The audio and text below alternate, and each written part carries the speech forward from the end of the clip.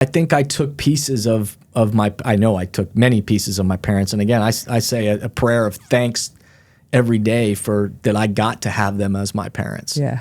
And I get to have friends and family members that support me and believe in me and care about me, right?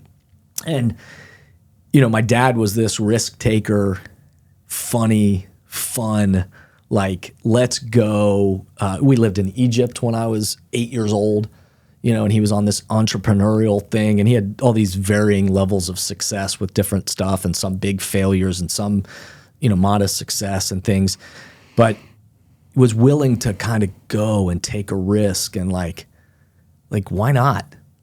And so that fun-loving laugh, like creativity and kind of willingness to go, and undenying like belief in me and belief in his kids and all that, like that stays with me. I actually did a podcast of my own recently where I talk about a couple of images and stories that I still think about from my parents and how it still shapes the way I show up now. And so my dad, for sure in those kind of ways that he just believed in me all the time. My mom was about 5'3" and she had this poofy hair. And yet, so she, even with her little like poof, she was still only like 5'3", but she was tough.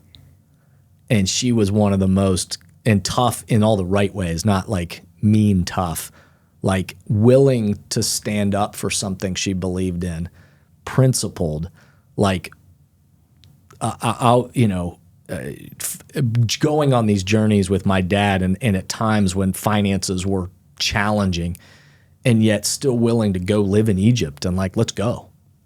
And like, so the most consistent person I think I probably have ever met that just and I have friends of mine that still recall things my mom said to them or sat down and talked to them about that literally changed the course of their life and like the way they thought. And so she was a doer. She was I'll show up and make it happen.